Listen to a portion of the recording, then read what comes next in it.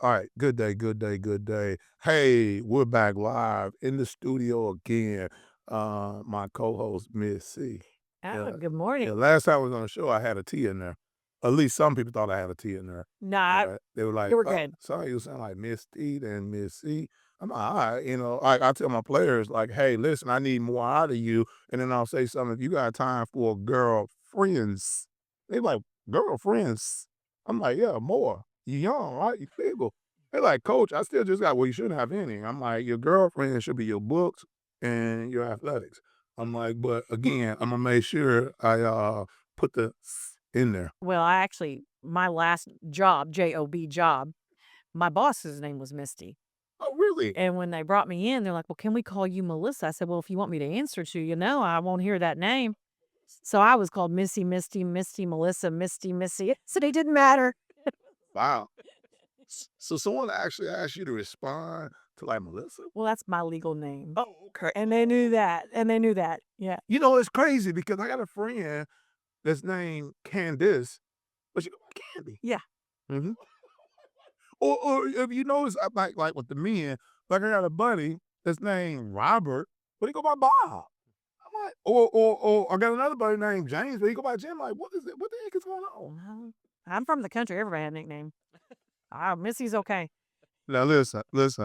Now, now I was raised up on the other side of the tracks. Okay, I know we don't have no tracks in Southwest Florida, but we had like crazy nicknames like Booney and Boo, and you like what was it I name? remember Bubby Evans. His name was Tony, It was Tony. Yeah. but Bubby. Y'all called him Bubby. I was working at a school one year in an area called Woodlawn, and this young girl, which was the fastest on the team, Uh, her name was Tariaja Angelique. There's always one name. Miss Tariaja Angelique. I'm like, wait. can we shorten that? Yeah, what was the nickname they used? We Well, we call call it it Ty. Ty. That makes more sense. I was just sitting there trying to think about like how should I didn't want to insult the mom because I knew like the next day at school I'd be getting like some mom, like, hey, what a track coach. He's insulting me naming my daughter Tyriaja Angelique. I'm like, okay. But listen, Southwest Florida, we got a special guest, and I'm gonna let my co-host introduce him. Well, that's easy. So I know Matt Caldwell very well. For several years, we actually have worked on projects together. We've worked in actually the party together, or the Republican Party together, for quite a few years. And he's one of those people that I go to when I'm not sure what's going on. I need something answered, or use his wealth of information. But to introduce him, we're going to let him tell about himself. But my experience with him is his investment in this community is deep. Let's get slow. He always wants to make sure he's taking care of the citizens of Lee County. Um, he's a constitutional and Christian conservative. I don't know if I know anybody more conservative. I might, but can't think of them offhand. And so committed to the Constitution. Now, I want to tell this one story about Matt, and then this should say it all. And this comes up often, actually. We had a horrible tragedy over on the east coast of Florida, the Parkland shooting, a school shooting. Very horrible situation, sad situation. And Matt was in the state house at that time. And we had Governor Scott at that time. And there was a lot of pressure, right, Matt, to pass a bill with some red flag stuff in it, right? Red flag, change of age restrictions on purchase, yeah. And it was a lot of pressure, and it was a sad situation, and you're facing parents who just wanted something done, and the legislature felt like they needed to do something, right? But we had two people in our legislature. Maybe I'm wrong on this, but as I remember, it was two people in our legislature that did not vote for it. They stood by their values and stood by the Constitution and supported the Second Amendment. And Matt Caldwell was one of those two people. And Byron Donalds was the other one. Wow. Yeah, we were in the Southwest Florida area, the two of us. There was a handful of others. I think it was probably 10 or 12 Okay, so I have Republicans. two that I But it was no, it was probably the most contentious vote.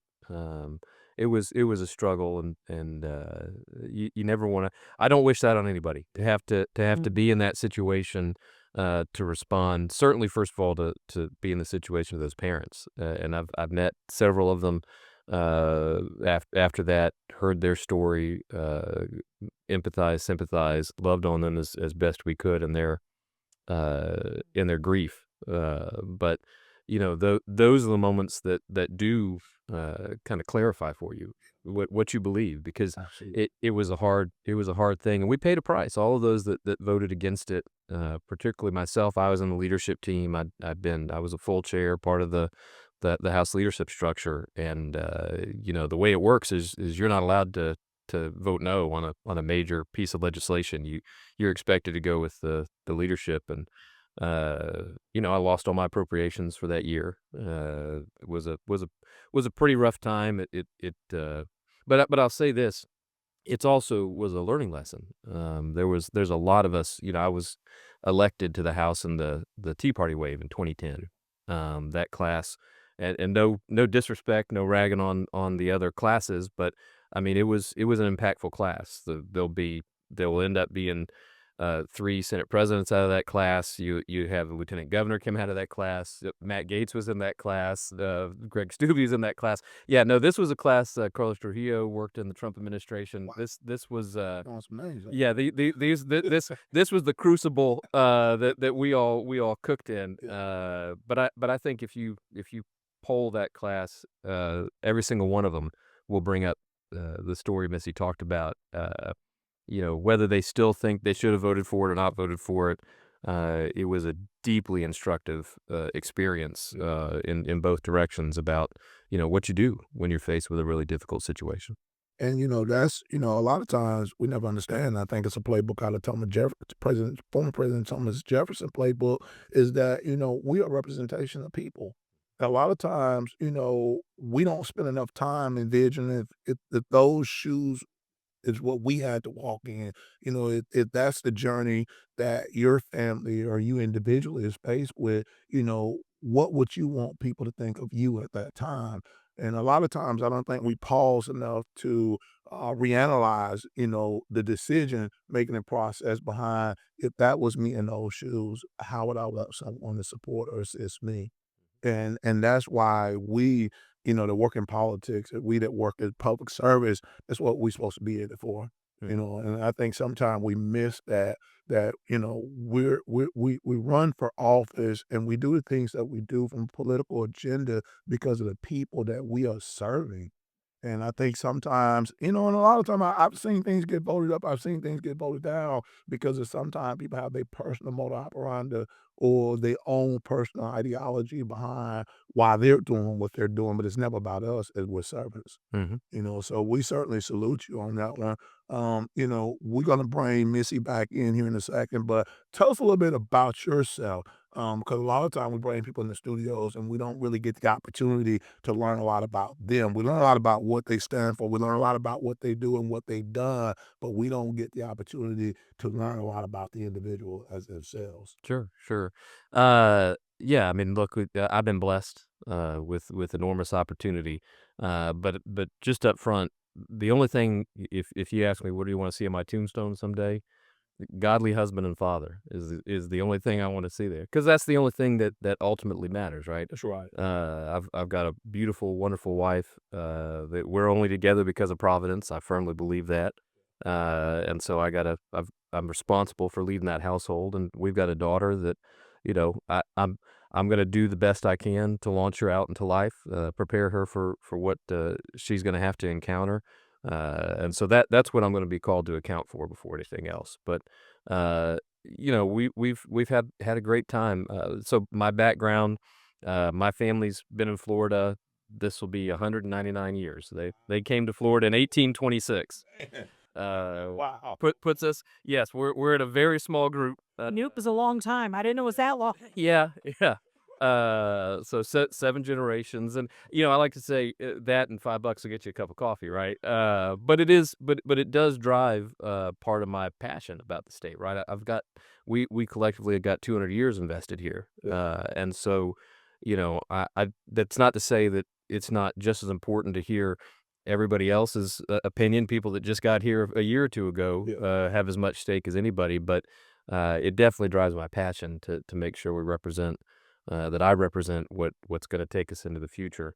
I never sought politics out. Yeah. There's the kids on the debate team in high school like I'm gonna be president someday. That was not me. I think I ran for class secretary and lost my junior year, so that was my first flirt with politics. But no, I was in college, 03, 04, GW's reelection, and buddy of mine that I was hanging out with was like, "Hey, you should come check out this Republican Party, the executive committee." And I said, "What's the executive committee?" I mean, we always engaged. I mean, from the time I was a little kid, I remember back in '84 and '88, we'd get the U.S. map from AAA, and then I'd sit there with my dad, and we'd color in the states as the returns came. So, I mean, when I turned 18, I registered to vote. I was always going to stay engaged, but I didn't know the party structure. And so I show up I'm 22 years old, show up to this meeting. I'm like, what in the world is all this?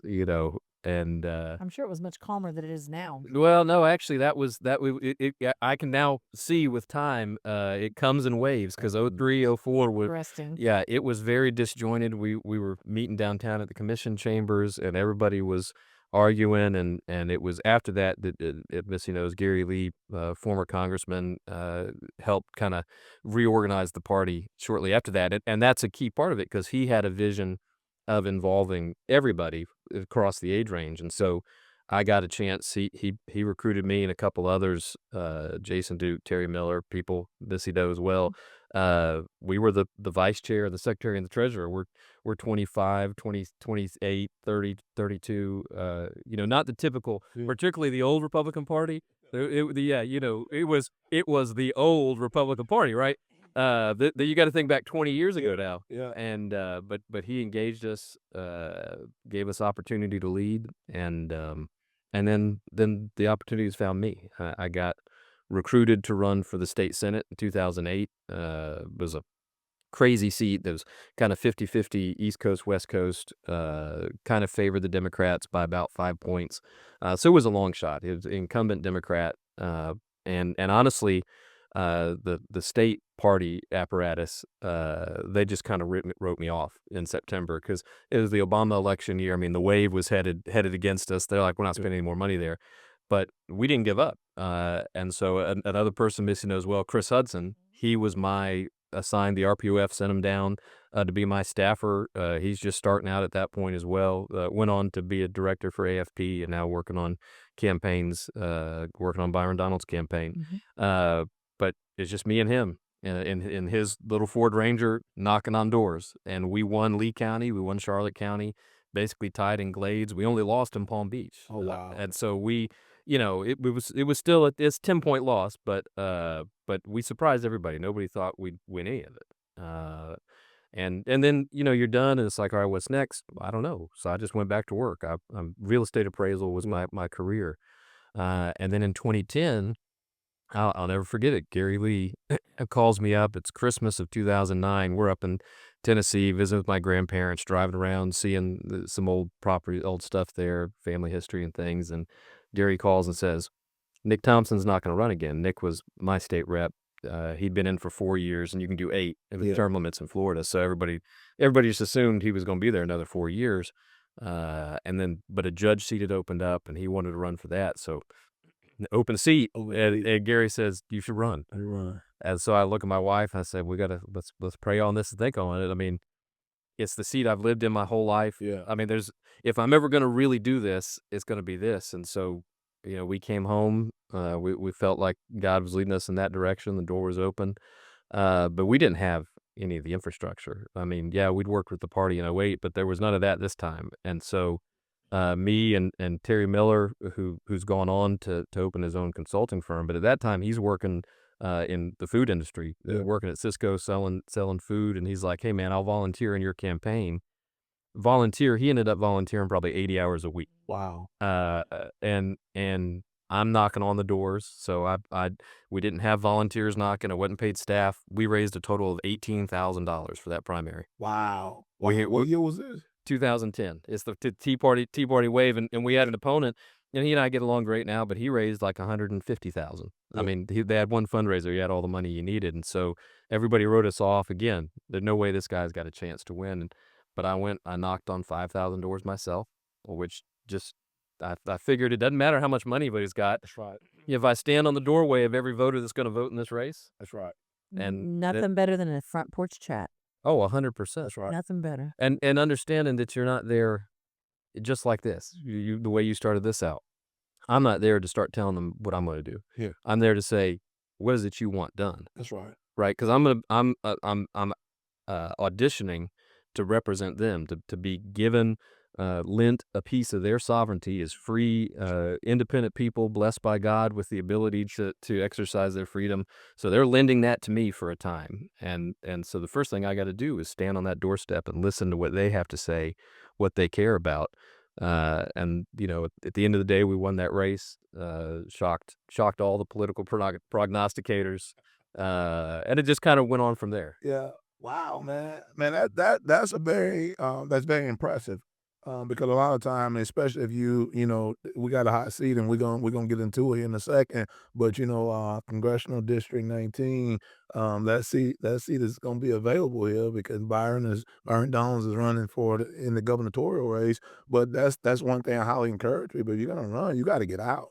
People don't want to get out. And I'm like, you gotta get out because I can't tell you how many people that voted for U.S. Senator Katie Brittany says because again, just what you just said, she knocked on the door, she was there, she talked to me. And a lot of times people want to be heard. People want to be heard, and a lot of time when you get in power, sometimes you don't want to listen. Mhm. No doubt about it. I mean, listening to what the people want, that's the job at the end of the day. That nobody owns these political offices, That's right. right? That's right. They don't belong to me or to anybody else. They belong to the people. And you're getting elected to do a job. And if it's the legislature, then you're representing their sovereignty. That's right. And my current role is the property appraiser. I'm an executive branch officer. My job is to execute the law That's right. and achieve the things that have been laid out for me to do in that office. That's right. Man, I certainly, salute your upbringing. Anytime someone come in the studio and they talk more about their faith and how their faith align with what they're doing, it's very beautiful. It's very special because I'm a faith guy. Mhm. I was raised by two women, and as a young man, I just had a vision. I just had a vision that I just wanted to grow up and be something greater than what I had been exposed to. And it really I was driven by faith. One of my favorite scripture texts. Now I'm not as biblically profound as a lot of people, but one of my favorite biblical texts is Hebrews 11:1. And now faith is the substance of things hoped for, the evidence of things that has not been revealed. And so I would always envision what greatness looked like for me, and I chased it. I chased it, but not only did I chase it, but I always consistently worked on myself because I wanted to attract success.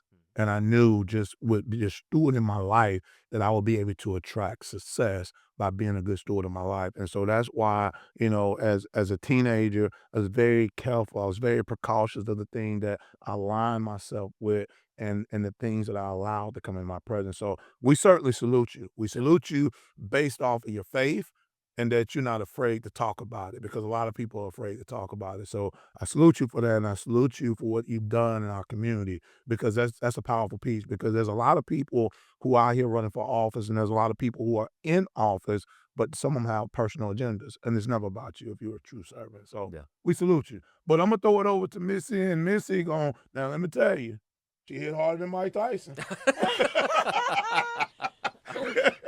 I'm gonna have to perfect the rope-a-dope. Is that what we're talking about?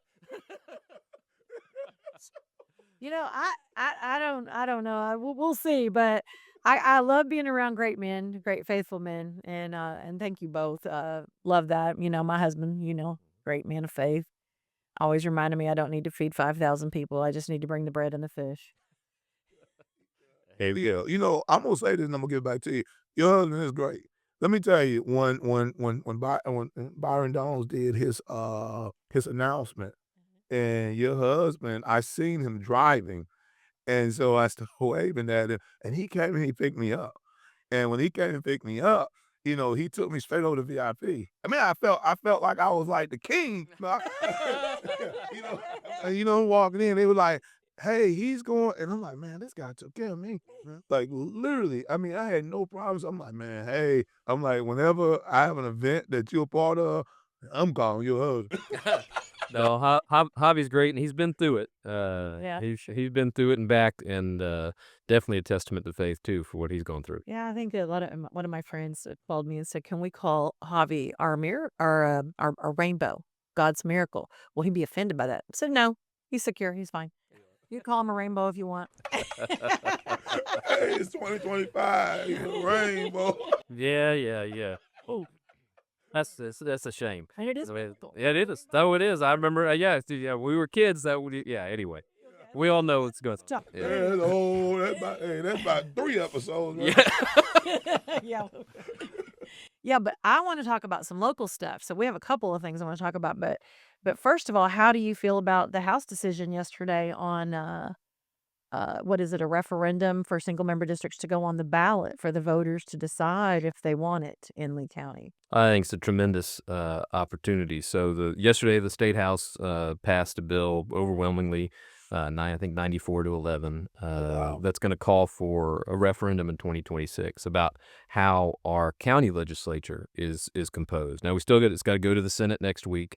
Hopeful that they'll pass it. It's got to go through the governor, make sure he doesn't veto it. But this has been a fight going on for decades. And so the core issue is how do the voters pick their county legislators? The county commission, I think sometimes that gets glossed over, but just recognize that's the legislative branch at the county level, just the same way that the state house and senate's the legislative branch at the state level and Congress is the legislative branch at the federal level. And in both those latter two, you pick your own representative. It's called single member districts. Nobody else picks your representative for you. You and the voters in your district pick your person. That's who you send to speak for you. In Lee County, we still use this strange creature called at-large districts, meaning we got 5 county commissioners. All 5 of them live in a district, but they get voted on by the whole county, right? So, and it's easy to understand this. I live in District 4. If every single voter in District 4 said next year we're going to boycott the election, we're not going to cast a vote at all, we'd still have a county commissioner because the other 4 districts would choose them for us, right? And so that you get rid of all the noise, all the back and forth. Do you think that's the way you want your representative chosen for you? I don't. I think that we should have single member districts. I think we should pick our own commissioner to represent us. Now, we can talk about the practical politics. If you're in a county that's only got 15,000, 20,000 people, everybody in the county can get to know all 5 candidates. So it might not matter, right? You're going to have that personal relationship I just talked about when I ran for the state house. I mean, every voter that cares to know going to have an opportunity to meet every single one of those commissioners. We live in a county with 850,000 people. Wow. We're bigger than 4 states. We're bigger than, I think, 30 countries in the world. The idea that these county legislators are going to have a really, truly functional relationship with their district when they have to run in a county-wide race, it's just silly. I mean, there's no way you can serve 2 masters, and that's what this system's calling for right now. So we can get into however deep you want to go, kind of the history, how we even ended up with that large, which has got it's just the truth of the matter. It was done back in 1901 to keep black people from voting in elections. That's been established by the court repeatedly. Wow. So it wouldn't even exist if it wasn't for that reason. So you got to ask yourself again, if you're still supporting, I'm not accusing anybody that's today invested in the status quo if that's their motivation. But what I am saying is, would you be fighting for this if that hadn't happened, right? Would this even exist if it wasn't for that? And would you seriously be out there saying you think we should move to at-large? Because we would be single member the same way we were for the first 30 years we were a county. That should really, I think, help clarify. And this is we have had this argument for, as I said, several decades. This should have gone to the voters repeatedly in the past. Yeah. And Yeah. it's come up, at the last second, whether it was through the legislature 20 years ago, whether it's through our local charter review, they get in, and the people that are invested in the status quo have rigged it so they haven't let this go to the voters. Why do you think that is? Why are they the people that are against this are typically people that are already invested in Mm-hmm. in that system. Why do you think they're so passionately opposed to this? And I do believe it's probably a minority of people, but they're pretty emotional about it. Yeah, I mean, I think this time in particular has brought together a bunch of different travelers headed in the same direction, right? So there are the people that are definitely invested in the status quo. They like the way it works right now. Changing the way it works is uncertainty, and people who, let's be frank, make a lot of money off of the status quo. We're moving their cheese, right? I mean, Just said there's no way around that. So, it's uh, gold right there. yeah, no slight to them. I just call a spade, Or right? it is bad. Now the other groups, Missy knows some of the personalities.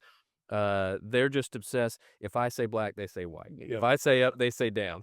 And so I promise there. I mean, there's a solid group of people out there saying they don't like this. Yeah. That would be fighting. They would be out on the streets saying we got to go to single member. If I turned around and said I like at Yeah. large, You gonna have so to be. I don't. You can't lose any sleep over that. Because they're nothing, we're nothing. We can't debate the policy. They just. That's why I wanted to have you on here because and learning I learned more about you when you were talking earlier as well.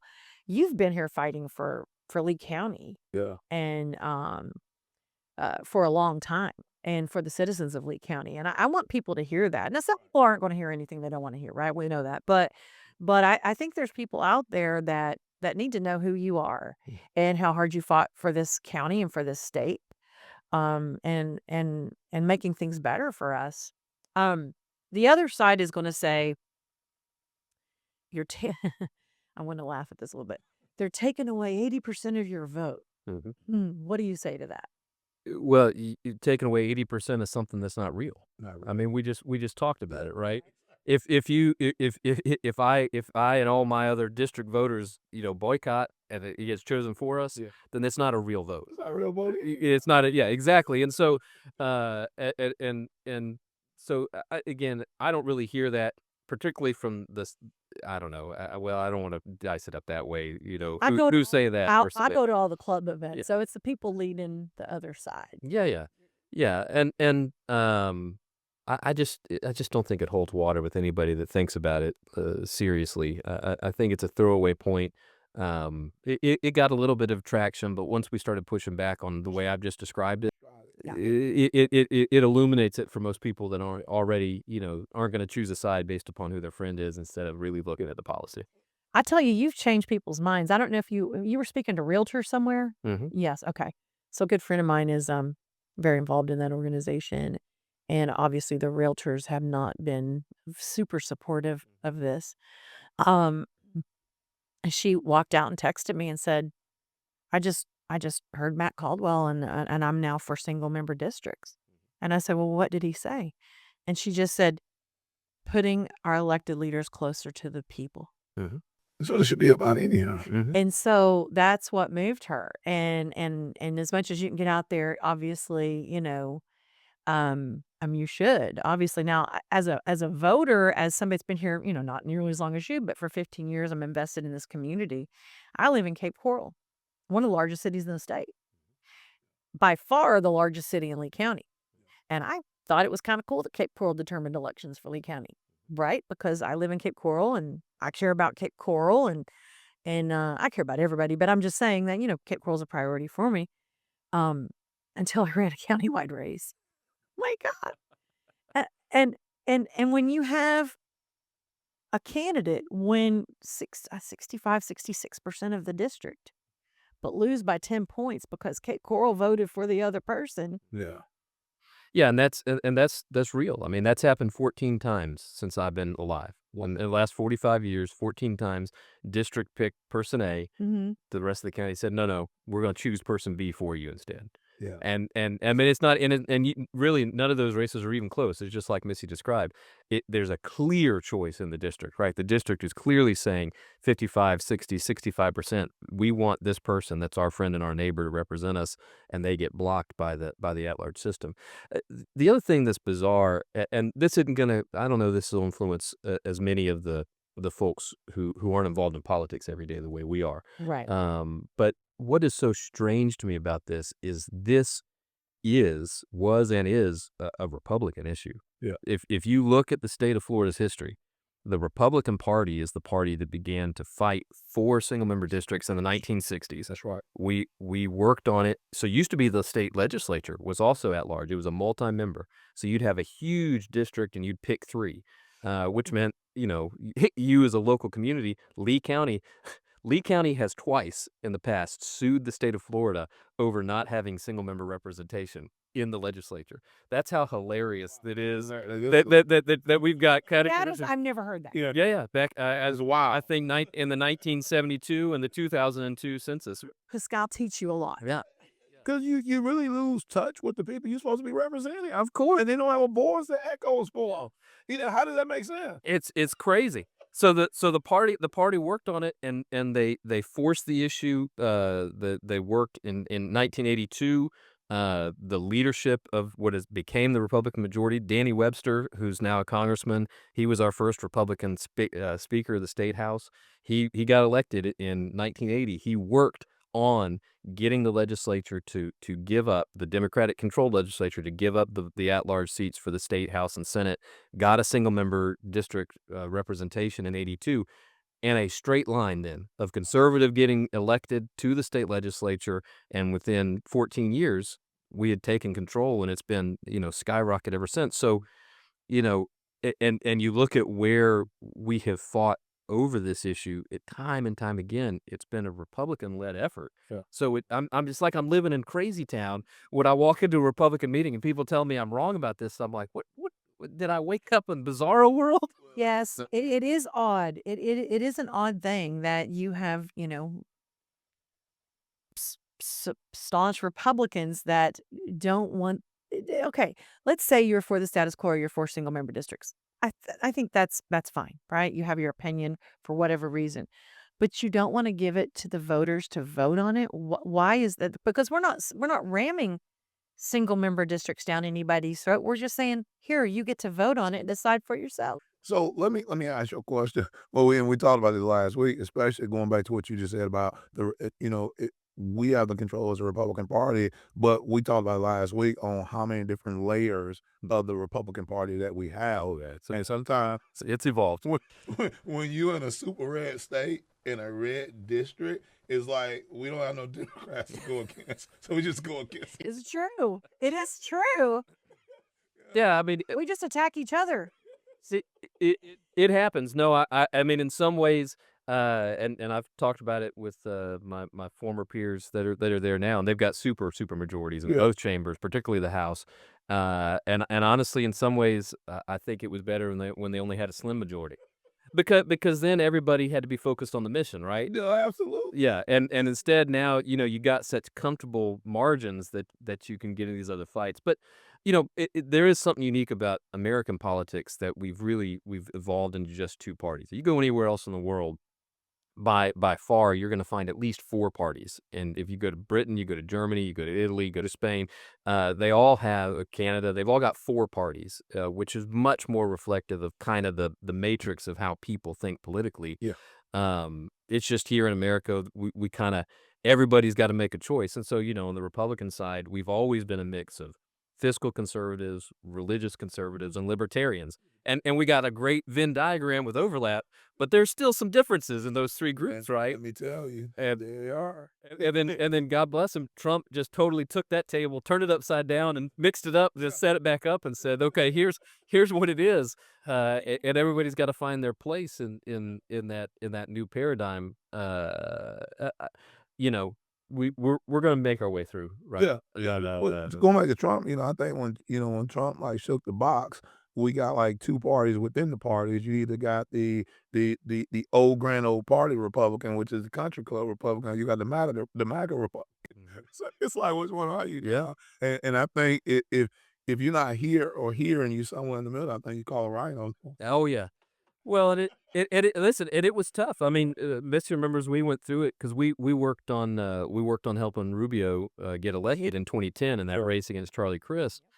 So when he ran for president in 16, I mean, I was all in, right? I'd helped him. Brave. Yeah, well, I'd helped him in 10. He endorsed me when I ran, And I said some, I boxed. And listen, the thing that really was the biggest concern to me with President Trump is he'd been all over the map on the issue of life, right? Yeah. Life versus choice. He'd made different statements over the 40 years he had been a public figure, and that's a key issue for me. I can't. I'm not ever going to be able to vote for somebody that's pro-choice. Now, I can't thank God enough that at the end of the day, it turned out he gave us the pathway to get the issue that we had all fought over for 50 years finally repealed, finally overturned by the Supreme Court. So he's going to have my eternal gratitude because Absolutely. he's the vessel through which we got Roe v. Wade overturned and has qualmed. I never thought I would see that in my lifetime. No, I mean none of us did. We thought that was a permanent state. I'm It's getting still- chills right now. That was a miracle. it is. And you're right. He did have like a precipice of a change of a view there Yeah. as well. Well, you can see the change in him over the last 12 years, Yeah. right? I mean, and part of that is the office. I remember when Rick Scott got elected to the governor's seat, the same thing kind of for Trump.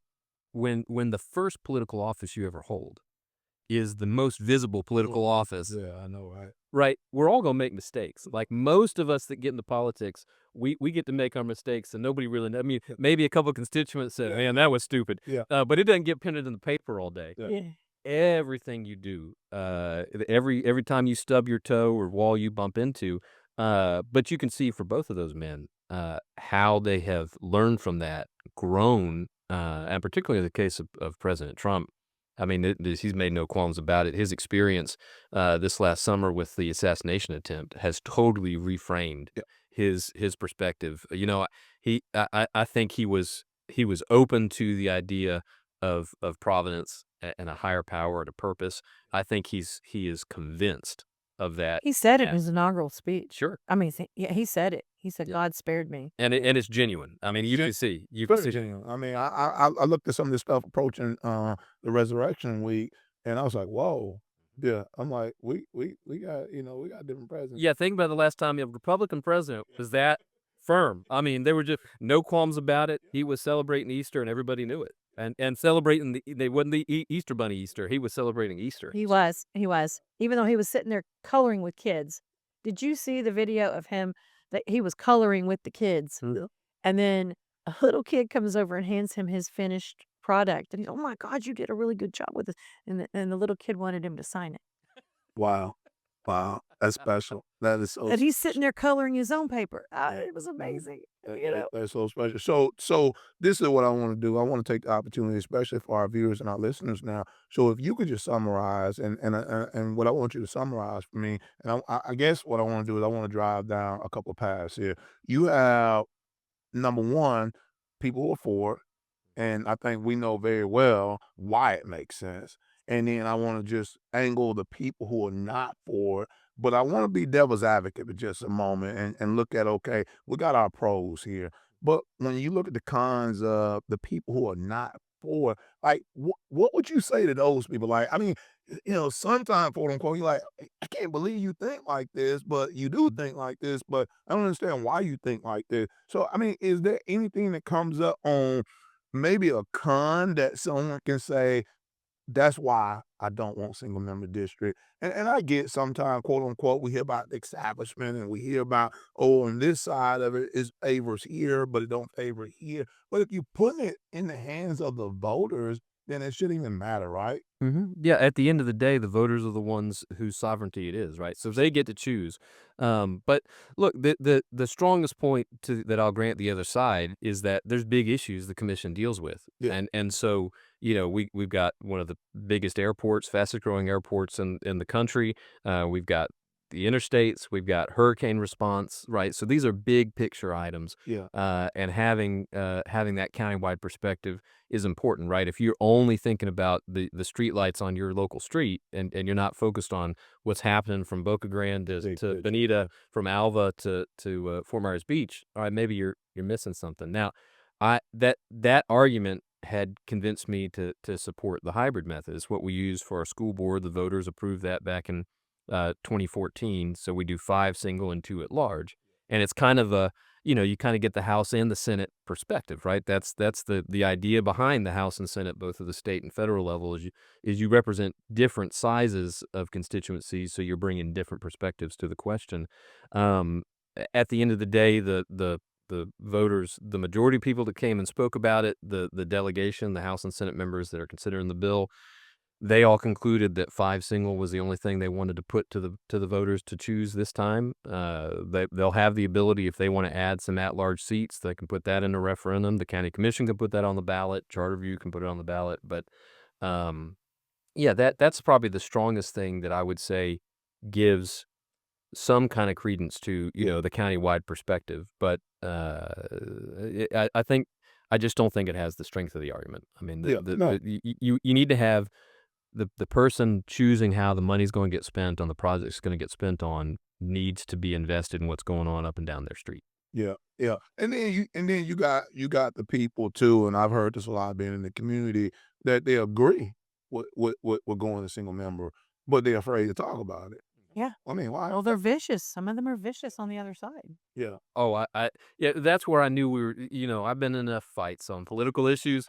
I knew we'd won this fight when we go to some of these clubs that Missi's talking about, and the leadership of the club, they've made their decision. They're going to be against it because they're invested in the status quo. And I give my speech, and I lose the debate, quote unquote. And then as soon as the meeting's over, the members come up to me. I'm gonna vote for it. You're right about this.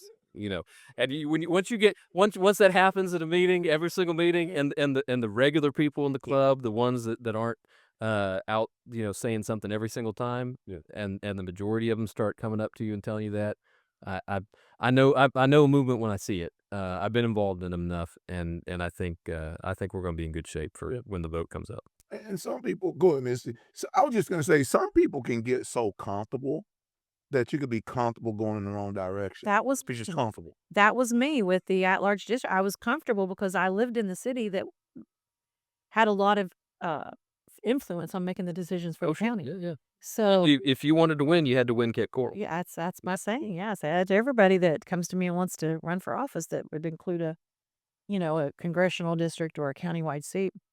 Got to win Kit Coral. But I don't think Kit Coral should be choosing for Fort Myers Beach. I don't think Kit Coral should be choosing for Alva. I don't think Kit Coral should be choosing for Estero, because although some of the issues are the same, a lot of the issues are the same, some are very vastly different. And I learned that, and that's God's work. God puts you in situations where you have to learn. You're kind of not right here. Look at this a different way, right? Well, I think the other thing too, and we're getting deeper in the weeds. The county's changing. It already has changed, Yeah. and Yeah. that's the biggest challenge I think for that status quo group is Yeah. is they haven't caught up. So our biggest, we do 3 things here in Lee County. We cater to retirees and we cater to old people, right? So we got great nursing homes and great healthcare facilities and great financial advising services, right? So we take care of people from that 65 to 95 age range. We got beaches, right? So we do well in our beach tourism, and we build real estate. We Yeah. build real estate. Now, that third leg, it's coming to an end. I mean, there's no way around that. I can tell you, as the county property appraiser, somebody who's been here my whole life, I can name literally the 4 or 5 properties left in the whole county that are bigger than 160 acres. Wow. There's nothing That's left. insightful. Wow. So Good. everybody who's part of that industry, and it's all the planners, the lawyers, the engineers, Yeah. the developers, they're done. Yeah, Like, I mean, there's no more. If they want to change and go into building high rises, right? I mean, that's going to be where it's going. But there's no more horizontal suburban neighborhoods. There's no more land to build those in. Wow. And so that whole perspective, what they've been invested in, advocating for private property rights, concerned that the county commission not be dismissive of individual property owners being able to do what they want to do with their property. That's what they've been focused on, laser focused on for 40, 50 years. But that argument's gone because there's nothing left. Yeah. So Exactly. but I think that ties up into it too, because then now we're not just talking about political realities. We're talking about that really shifting the way that every one of those folks does business, Yeah, right? And definitely. how they and that's very disconcerting, right? When somebody comes up to you and says, "By the way, what you've been doing and making a living at for the last 30, 40 years, Yeah, they ain't here anymore." I yeah. mean, you maybe go to Charlotte County, gonna go Hendry County, go north, Mhm. but it's not here, unless you wanna change that model. Yeah. That's a tough conversation to have. Oh yeah, because most people it becomes risque for them. It's kind of like the old personality test. Connecting the dots. You got to get outside the box, and then you got to get outside the box and get scared. I want to keep everything in the box. Mhm. The box is comfortable. Yeah. Exactly. And some people not used to adjustment. Let me ask you a question before I give it back to Missy. So let's just say, I mean, looking at, what happened yesterday, I mean, it's easy to think that, okay, this is something that will get voted up, and if it does get voted up and we have it on the ballot, I mean, we put it on the ballot in 2026 and it get voted up. What is next and what is the timeline when it relates to the influx that we will see throughout the county that it will start involving those type people? Yeah, so if it passes in '26, then it will be effective for the '28 elections. So the two seats that are up in '26, they will become a single member seat, and then the 3 seats that'll already be up in '28 anyway, they'll run as on a single member basis. The detractors try to say, "Well, does that make the 2 that are up in '26 run again?" No, the bill makes clear they've got a 4-year term. We're not mixing it up, Yeah. making things complicated. They get elected to the 4-year term like the normal cycle. So you'll have a majority of the board up in '28 on a single member basis. Go. Well, do we have time to go on to another subject? Yeah. Are we done on time? Okay. I got all the time in the world. So, pr you're the property appraiser. Property taxes. Mhm. Where are we headed with that? What do you see happening with that? That's a critical issue. I've been quietly kicking the shins, so to speak, of our legislative leadership for the past decade about the ticking time bomb, which is our statewide school taxes. Yeah. So, on your property tax bill in Florida, you're going to pay 2 different lines. You look at your tax bill. One is the local property tax, goes directly to the school board. It's like 2.7 mils, and it funds basically capital. So that's what builds the schools, buys the school buses. That's the things they got to buy and build. The big line is what's called the required local effort, so the RLE, and that is levied by the school board, but basically the state says, "This is how much money we're gonna spend on K-12 in the whole state," and it sends each school board a bill. So what that means, right, this last year it was $10.3 billion statewide. Wow. It represents between 30 and 50% of every single tax bill, right? So if you just get rid of this one line, you cut property taxes by 30 to 50% for every single property owner. This is what they gotta tackle. Because of how, like, the homestead and the other property tax, protections have been adopted the way they were written, it's the only line that's not subject to most of those. It's not subject to the second homestead, it's not subject to the 10% cap, so it's why it's grown over the last 15 years. It used to be only, like, 15% of most people's bills, and since it's not capped like all the other ones, it just keeps growing and eating bigger piece of the pie. Um I think my recommendation in some op-eds I've written is they should just tackle it through the state budget, right? It's $10 billion. The budget right now last year was $116 billion. Right, you can find 1 billion a year in 116, less than 1%. You and I both know we can find 1% in any budget, and just take a 10-year pathway and phase it out and Yeah. just get rid of it. And that we don't need a constitutional amendment. We don't need to have some other, tax swaps and all the other stuff being talked about. I mean, those are all good conversations, but this one thing would make the most difference, and it's totally just a budget question that they can tackle. The other big thing we definitely need to tackle is the homestead exemption. So the original homestead was adopted in 1934. Uh, it was a $5,000 exemption. The average home price in Florida was $4,500. So for most homeowners, they paid zero taxes, right? So today the homestead is $50,000. Average home price is $400,000, right? So I don't know that we're going to get to 400, but we got a long way to catch up to make the homestead mean what it meant when it was first adopted. And so what I'm hopeful it looks like what's going to happen is the legislature's going to send a lot of these questions, all these questions that have come up, send it to EDR, which is the study group that works for the legislature, and just have them work over the summer and just based on where we're at in 2025. If we do this, it'll mean that, and if we change this, it'll represent that, so that they can come back into the second session of the term in the fall and use that as a basis to really figure out what do they want to send out to the voters in terms of property tax reform. Yeah, man, even man, I'm very impressed with the information. I mean, you got like a whole archive going on. Is that right? I told you. President Trump said something before the inauguration. He's like, we elected him to lead. And when you talk about lead, you're leading the team. And I don't think people understand, like, for what we do, what you do, especially what you do, that's a part of that team. And just listening to you talk, you're like, man, we gotta play a lot of catch up, and there's a lot of things, when you talk about making our country great again, we first gotta save our country, okay? Because we have a lot of stuff going on, whether it's at the city level, the county level, and the state level, and I don't think people understand how we play a role in the team that makes up our country, and so, a lot of times I think we overlook, the details, and I'm like, "Hey, we don't have no time to be fighting." I mean, honestly, we got work to do. I mean, we're moving. Let me tell you something. Midterms is like right around the corner, Oh yeah. and I don't think people understand how important it is with midterms. How it falls from our state legislation to our county, all the way back up to D.C.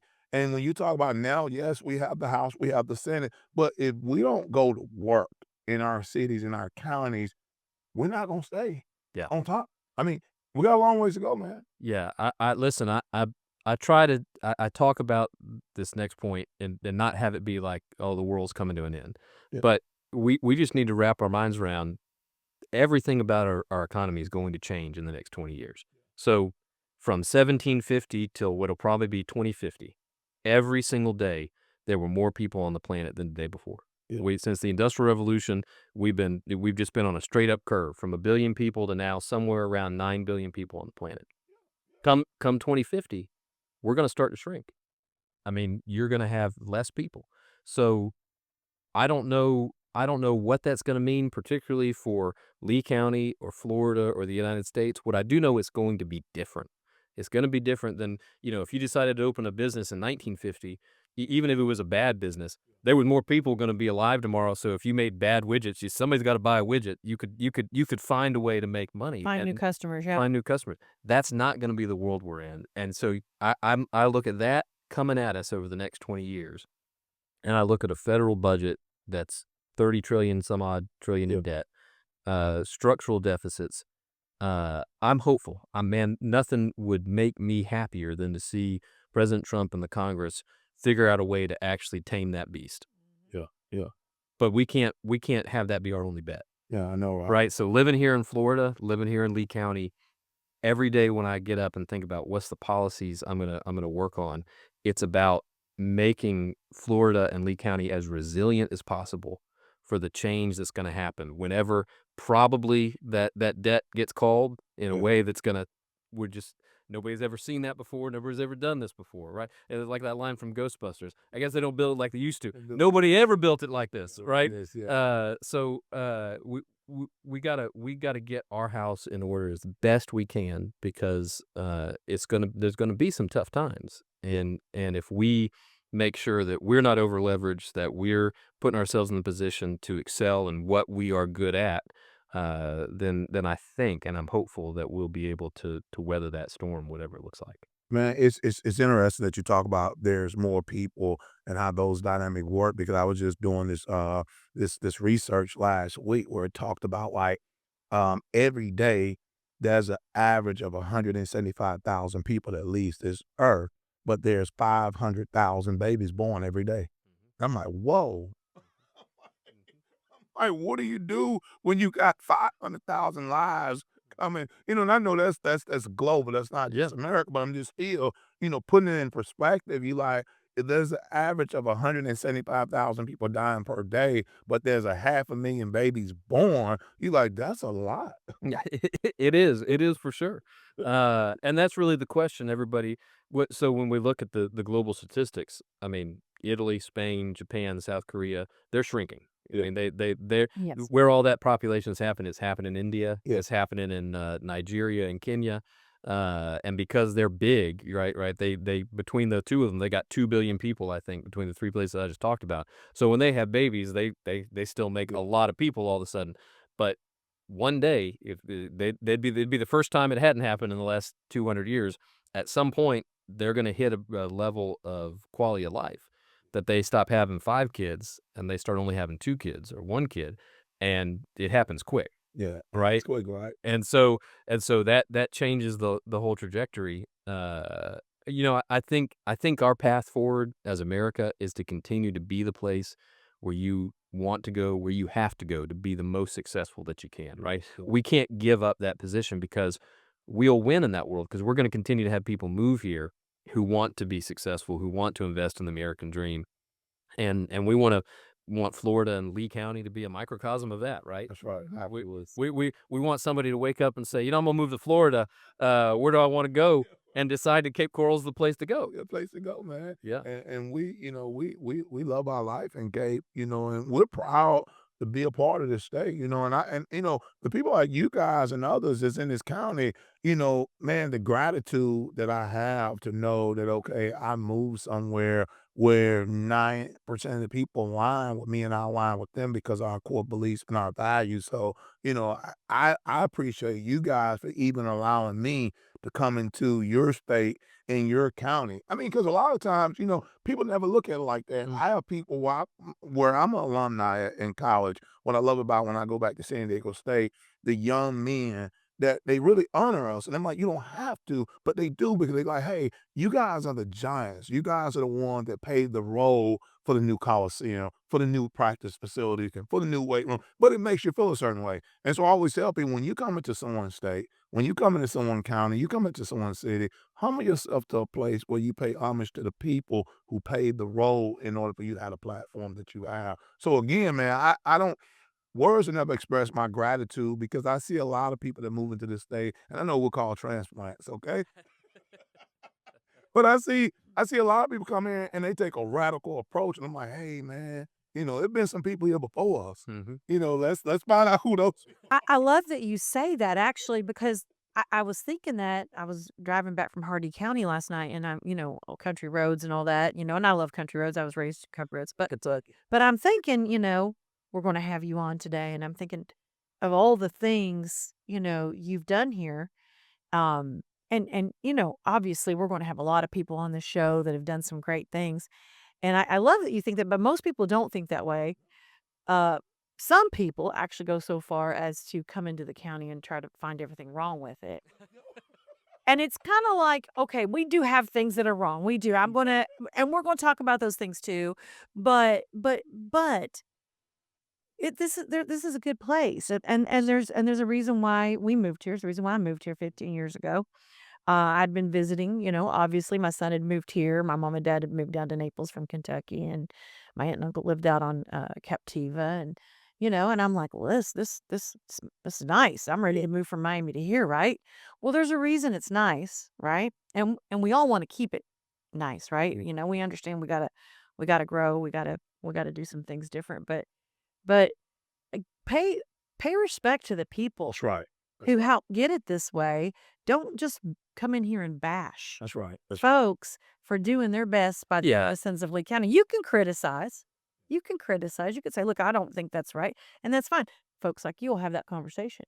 Well, no question about it. If I'm open, right? I mean, at the You end of the always been day, that way, yeah. at the end of the day, they're a voter. They're invested here, whether they've been here a day or 1,000. But those loudest voices that tell you what's wrong with everything, it's not what's wrong with us here. They got something wrong with everywhere they've ever been, right? You're right. So that's it. It's just a personality type. Like we know exactly right. They don't find. They ain't never been happy. The happiest they've ever been is when they're unhappy. No, Right. absolutely. Yeah. It's kinda like my mom used to say, "Son, sometimes you gotta show gratitude just because 'cause you're in the room. You may not get to the table, put you in the room. And so a lot of times, just like what you just said, some people come in and you like, hey, just take your time and find out where you need it, if you need it. And if you're not needed, you just be the biggest cheerleader. And some folks like just don't want to be. That's exactly right. That's exactly right. Because I tell you, let me tell you, I got a text message about, I don't know, maybe a month or so ago, and it came from DC. I won't call the name. I'll say it off the record, but it came from DC and said, "Aren't you in Lee County?" And I was like, "Yes." "What do you guys have going on in Lee County?" I'm like, I don't know. Like it's 6 o'clock in the morning. Is there anything I need to know? And it's like, check your email. And I was like, Fort Myers City Council. I was like, what? That was a big one. You made national news. Yeah, that was the day. I'm like, what? I'm like, let me get Smiles' phone. Hey, what's going on? I think we talked that day. But you know what? I felt some kind of way. I'm like, hey, you right. I'm in Lee County. And I'm like, whatever we need to do, we on board with our president, though. I know I can't speak for the whole city, but I'm like, hey, look, we on board with our president. Let me find out what's going on. Yeah. Well, it's interesting that Fort Myers is actually a small city in comparison to the cities around the state, but it is kind of the history Yeah. and the central hub. It's a really great place. It actually is. And it's central hub. So when people think of Lee County, they think of Fort Myers. Yeah. So it like went national really quick. Yeah. No question about it. Listen, I still remember when I was probably 7 or 8 years old, and back when we still had real newspapers, right? For the younger listeners, you had these real newspapers, and you'd flip over the back of the A section and have the weather. And I remember when Fort Myers got its own little dot on the national weather section.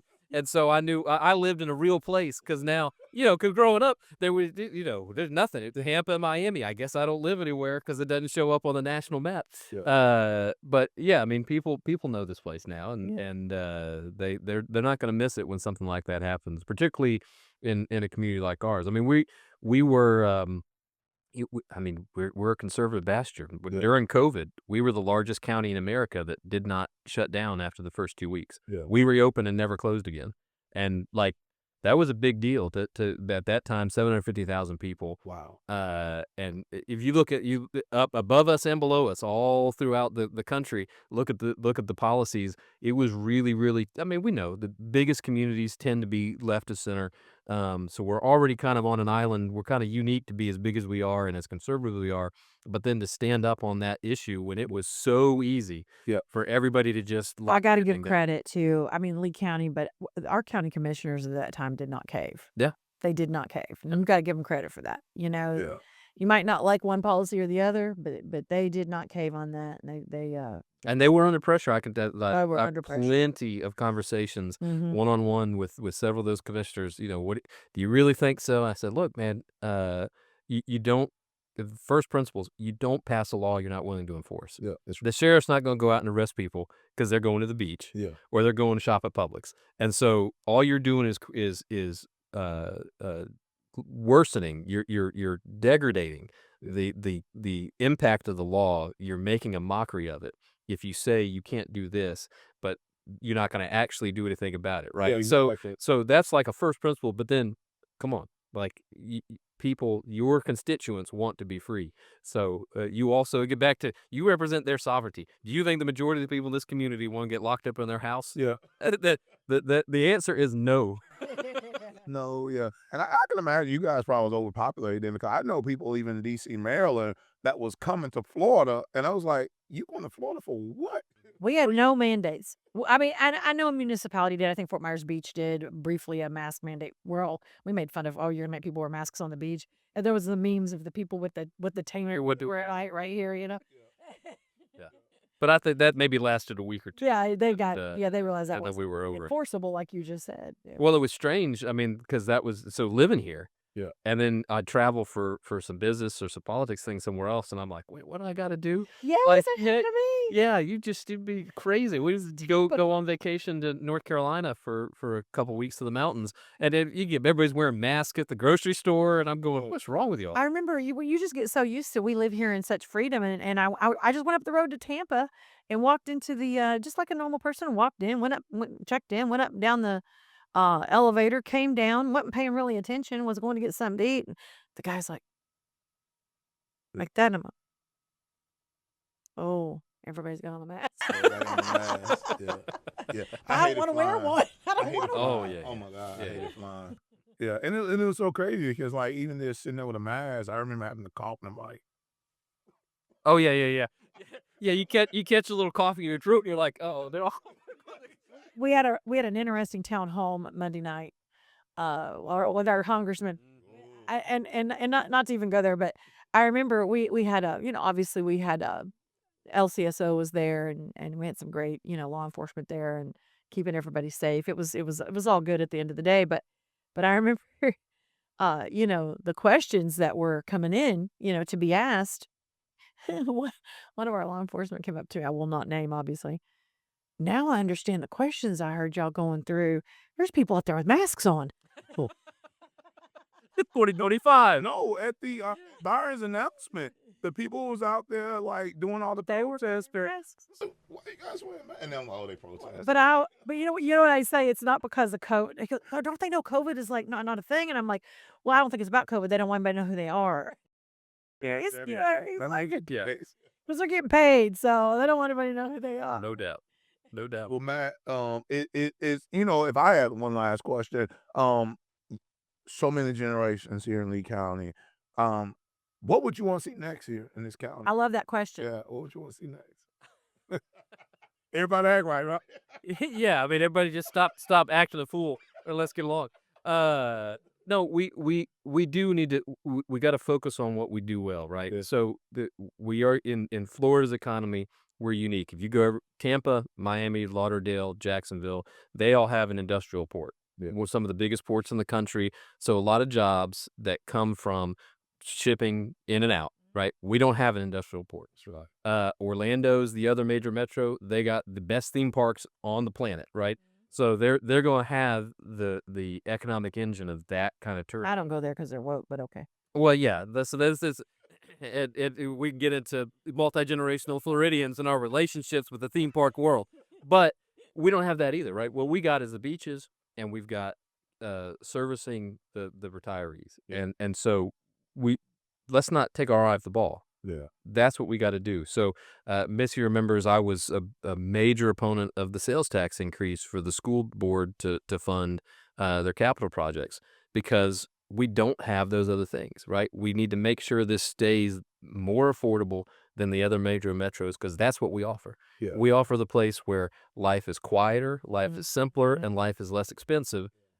If you want the big hubbub, if you want the rush, if you wanna be working in those other stuff, you got places in Florida to go. Yep. We can't be like them, because we've got a unique product, and so let's not miss that. Let's focus on making that product successful. Um, I wanna give a shout out as well, I get, called for all these interviews to talk about single member districts because I've been involved in it. I have been for For a long time. 20 plus years, but I'm not the one carrying a bill. Yeah. Mike G. Lombardo, the rest of the delegation, Botana Esposito, Senator Martin, Senator Pasadomo, Senator Albritton, they've all been invested in this. I mean, they're the ones that are taking the actual slings and arrows. They The are. ones that have actually been threatened that they're gonna have opponents run against Yeah. them, that they're gonna, We're going to primary you. they're gonna primary him because of this. So, you gotta give them all the credit in No, the world absolutely. for bringing it Yeah, forward. Jonathan Martin and Mike G, good friends of mine, and me and Mike G, we had a few conversations. I'm like, hey man, I'm on your side. Yeah. He's done a great job. He's been the quarterback on this, right? He's the or maybe the running back. He's the one taking the bill every day and plowing into the line. That is so apropos because he went to, he was a high school football star, went to college on a high school football scholarship. I mean, on a college scholarship. Then went on to serve his country at the highest level, combat veteran, and is still serving his country in the National Guard. Yeah. Yeah, we're gonna have him on. Yeah, we great. I might see on. Yeah, if we have him on, we might talk more about football. No, just That's done. I'll be like, I was a cheerleader. I didn't understand why our coach kept making me start 1st and 10 again. I'm like, why do we have to do the same cheer over and over? yeah. Mike G, a very classy guy. Yeah. Very classy guy. You know, I mean, you can't go wrong with good old Republicans, man. Well, we do. Listen, I think it's evidence of to the single member thing, and I also Representative Vanessa Oliver. She lives in Charlotte County, but she's a part of the delegation as well. She's voted for it and supported it as well. She has the northern part of our county. Yeah, she's my representative actually now. Yeah. But every single one of them, those House members have run in a single member district. They've knocked on those doors. Wow. They know what their voters think. They know where they want to be, and so that's why they've been, I think, a big reason why they've been able to withstand those threats and those intimidations, because at the end of the day, those people, they're not their voters, don't live in their district, and their voters, the actual people they've talked to knocking on their doors, they're not with them. They want them to represent the things they care about, and it gives them a level of security knowing that they have that trust with their voters. Matt, we knocked on a lot of doors on this countywide race that we just did last year. And I have to tell you, most people don't even realize that we're not single member districts. Oh yes, yeah. They will say, "Well, I just love you. I would vote for you if you were in my district." And you would have to tell them, "Well, actually, you can," but you know what I'm saying? So most people do think they're a single member district. They think they're only voting Because at large is crazy. I mean, let's just be honest. sense. Nobody, It doesn't everybody make that grew up going to school is like, here's our government structure, and then you tell them, oh, but by the way, somebody that lives on the other side of town gets to pick who your representative is. What are you talking about? That's not government closest to the people. It's not. And you want somebody that lives in your neighborhood, that's representing you, your town, your community, whatever you want to call it, that knows what's going on in your neighborhood. And to say that they're not going to go together, you just highlighted several of our state reps and state senator that are working together to get stuff done for Lee County. They're single member district, and they're up there working together for the greater good of Lee County. That's right. And listen, what it works well, I can just tell you my experience when I was in the House. I worked on environmental policy and state government policy. I mean, I chaired state affairs for the last 4 years, so that's all, all the local government issues, all the pension, it was transportation, it was environment, but I didn't do healthcare and education policy, right? Like that's not my wheelhouse. So if I had a constituent come to me with a really complicated healthcare question, right, I'd call up Jason Broder, my classmate, who is a healthcare expert, and that's his field and industry. And I'd say, hey, can you help them out? This is my voter from Lehigh. They got a question about how Medicaid and Medicare works, and he was glad to handle it. And by the way, when they had a constituent call up and say, how does the water supply structure work? How do we navigate working with the districts? They say, hey, can you field this question? I'm glad to, because that's the stuff I'm focused on. Yeah. That's where it works well, and I've seen it work well there, and I think I'm convinced and believe it will work well at the county level. Yeah, the people that I talk to in Collier County that have single member, that's all they know on their county commission is single member districts. They're the people I talk to, and that's usually Republican Party people, are happy with it. They're not happy with their school board that is at large districts, and they want that to be single member districts. So it's interesting, but I don't know. I'm sure you're aware of this, but if our listeners are aware that there was only 11 people that voted no, to simply just put this to our voters to decide, and 8 of those people that didn't want our voters to have the right to decide were Democrats. So a supermajority of the no votes were coming from the Democratic Party. Yes, it's a bad look. Yeah. I mean, I'm not here trying to throw stones. Right. But when you look behind you and your gang is mostly liberal Democrats, Yeah. you might need to take a moment and reflect on where you found yourself on this issue. Yeah. No, absolutely. Yeah. Absolutely. Well, Matt, Misty, you got anything else for Matt? No, this is great. I loved having Matt on.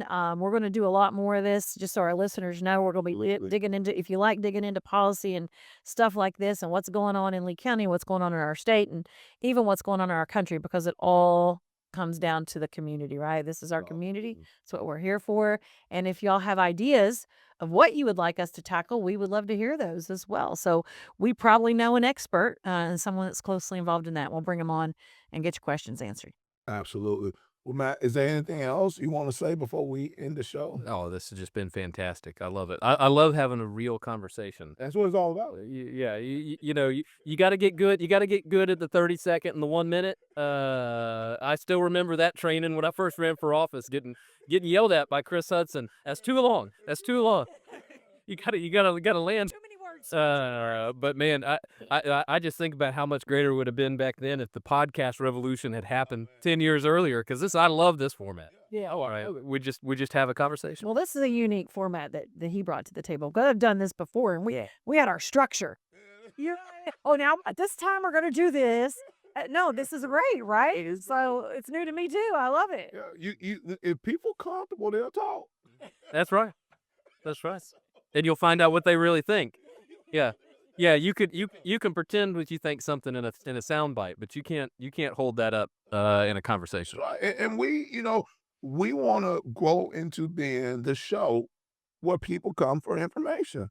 And that's what we want to be. I mean, I think the constituents and our citizens, they want to know, and we want to provide the information for them, and we want to bring incredible people like yourself on board to where again, I mean, we want you to be a part of the show. I mean, many times you want to come in and have a conversation, Anytime. we want you to come in. Well, thank you for your time, sir. And as we always say, we may be out of time, but we're not out of message.